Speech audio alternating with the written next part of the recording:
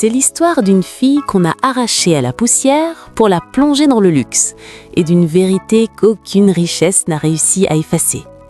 Parce qu'on peut changer son nom, on peut changer sa vie. Mais on n'échappe jamais à celle qui nous a aimés la première. Elle est née en matin gris sur le bitume chaud de la 17e rue à Limete, Kinshasa. Pas dans une maternité, pas entourée d'infirmières, mais dans les bras tremblants d'une femme que tout le quartier appelait Maman Folie. Personne ne connaissait son vrai nom, seulement son rire cassé, ses vêtements troués et ses discussions avec des fantômes que personne ne voyait. Mais ce jour-là, elle tenait un bébé contre elle.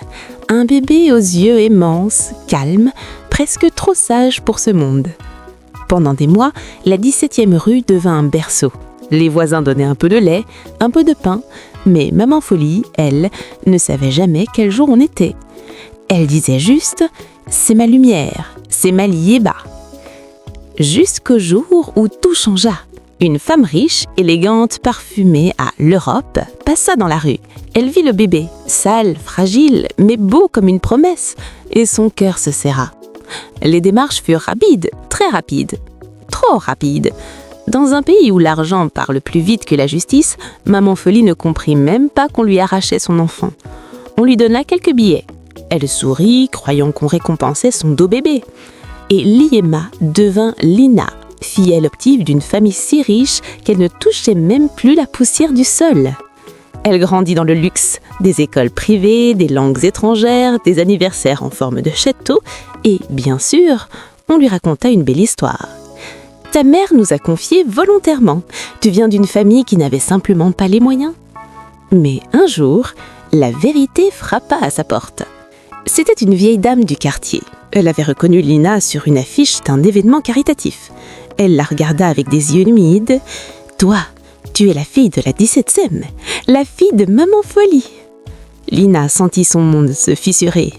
Elle retourna en secret dans la rue. Et là, parmi les vendeuses, les tapages et les poussières du marché, elle la vit. Assise contre un mur, plus veille, plus perdue. Mais ses yeux reconnurent sa lumière. Maman Folie sourit, tendant ses bras comme si le temps n'avait jamais existé. « Liema, na comunicio me soussou.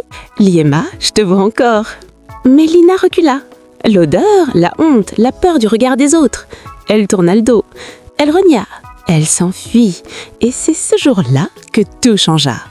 Un accident, un scandale, une maladie dans sa famille adoptive, un effondrement invisible mais total. Lina perdit tout ce que l'argent avait construit autour d'elle, comme si la vie lui disait « on ne renie pas ses racines sans payer le prix ». Alors, un soir, brisée par la honte, elle retourna à la 17e. Il pleuvait, le sol tremblait sous les orages, et là, elle trouva Maman Folie, tremblante, affamée, mais toujours capable d'un amour que personne n'avait jamais exigé d'elle. Lina tomba à genoux. Elle pleura comme une enfant qu'elle n'avait jamais eu le droit d'être.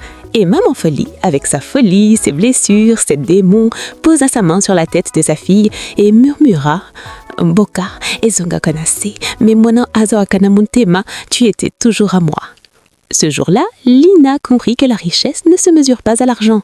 Elle se mesure à la vérité qu'on ose enfin regarder.